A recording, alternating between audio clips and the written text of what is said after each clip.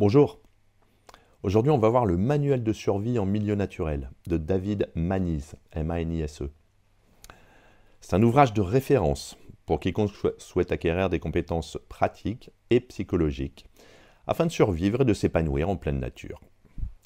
Fort de son expérience en tant qu'instructeur de survie depuis 2003, Manise propose un guide pragmatique, accessible et fondé sur les dernières recherches scientifiques.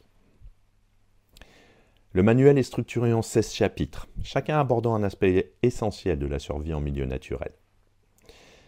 Donc, on va les énumérer, puisque je les ai énumérés, donc on va les énumérer. Tout d'abord, la pyramide des besoins, donc ça c'est primordial. Il introduit une hiérarchie des priorités en situation de survie, mettant en avant l'importance de la régulation thermique, de l'hydratation, de la nutrition et de la sécurité. Ensuite, il introduit la règle des 3. Donc cette règle stipule que l'on peut survivre 3 minutes sans air, 3 heures sans abri dans des conditions extrêmes, 3 jours sans eau et 3 semaines sans nourriture. Ça sert de guide pour établir des priorités en cas de situation critique. Ensuite, les 5 essentiels pour survivre. Donc 5 éléments cruciaux qui sont, donc, comme on l'a dit, la régulation thermique, l'hydratation, la nutrition, la sécurité et ce dont on n'a pas encore parlé, la santé mentale. Si on n'est pas en bonne santé, mentalement parlant, autant jeter l'éponge. Donc définition d'une situation de survie.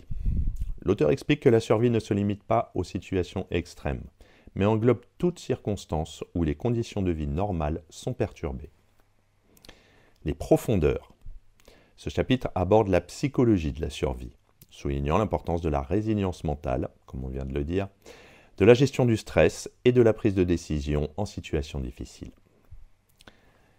Il nous introduit ensuite la gestion des risques. Donc, il insiste sur l'importance de l'anticipation, de l'évaluation des dangers et de la mise en place de stratégies pour minimiser les risques en milieu naturel.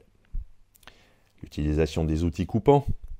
L'auteur détaille l'utilisation sécuritaire et efficace des couteaux, haches et autres outils tranchants, essentiels pour la construction d'abris, la préparation de nourriture et d'autres tâches vitales. L'orientation. Donc ce chapitre, qui s'appelle S'orienter, couvre les techniques d'orientation sans GPS, utilisant la boussole, les cartes topographiques, les repères naturels et bien évidemment, comme il y a depuis des siècles, les étoiles.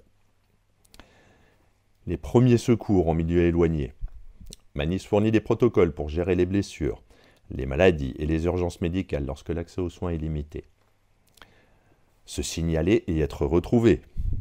L'auteur propose des méthodes pour attirer l'attention des secours, comme les signaux visuels, sonores et l'utilisation de dispositifs de localisation.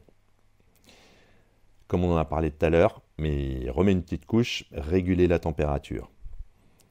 Donc ce chapitre traite des techniques pour maintenir une température corporelle stable, en évitant l'hypothermie, l'hyperthermie, à travers l'habillement, l'abri et le feu. L'eau, bien évidemment. Il explique comment trouver, collecter et purifier de l'eau. Il utilise pour ça des méthodes telles que la filtration, l'ébullition et les produits chimiques. La nourriture. L'auteur aborde la recherche de la nourriture, incluant la cueillette des plantes comestibles, la pêche, la chasse et la préparation des aliments en nature. Alors sachant que si vous le souhaitez, la vidéo que j'ai faite juste avant, 1, 2, 3 vidéos, je ne sais plus, vous avez le guide des plantes comestibles en France. Donc ça, vous pourrez toujours les regarder, et en fait, il y en a beaucoup plus que ce qu'on ne croit. L'hygiène. Donc le chapitre souligne l'importance de l'hygiène personnelle pour prévenir les maladies, en couvrant les pratiques de base et la gestion des déchets. La préparation. Il insiste sur la préparation physique et mentale avant toute expédition, incluant l'entraînement, la planification et la construction d'un kit de survie adapté. Et enfin, appelons ça le mot de la fin. L'auteur conclut en rappelant que la survie repose sur la connaissance, la préparation et l'adaptabilité, encourageant les lecteurs à continuer leur apprentissage et à pratiquer régulièrement. Ce livre se distingue par son approche pragmatique et accessible. L'auteur combine en fait son expertise de terrain avec des recherches scientifiques pour offrir un guide complet et fiable. L'ouvrage est structuré de manière logique, permettant aux lecteurs de progresser étape par étape dans leur apprentissage. Les chapitres sont illustrés de photographies et de schémas explicatifs, facilitant la compréhension des techniques présentées. L'accent mis sur la psychologie de la survie est particulièrement notable, car il reconnaît que la résilience mentale est aussi cruciale que les compétences physiques. Cette dimension humaine enrichit le guide et le rend pertinent pour un large public. Bon, il n'y a pas le livre ne présente pas de personnages au sens narratif, mais l'auteur partage des anecdotes personnelles et des expériences vécues, offrant un aperçu de son parcours et de ses apprentissages. Ces récits ajoutent une sorte de dimension authentique et inspirante à l'ouvrage. Pour conclure, c'est un guide pour quiconque souhaite développer ses compétences en survie.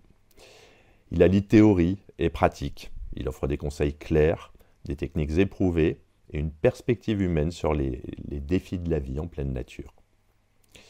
Donc que vous soyez randonneur, aventurier ou simplement curieux, cet ouvrage vous fournira les outils nécessaires pour affronter les imprévus avec confiance et sérénité. À bientôt.